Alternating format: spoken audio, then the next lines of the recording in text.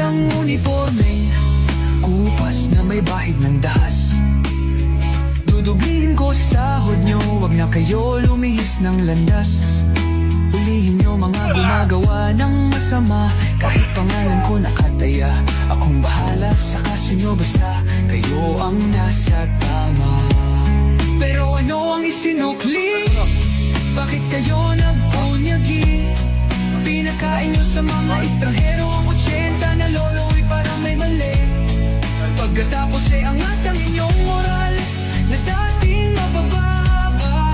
Grabe ang isinukli, parang dumukot ng tae.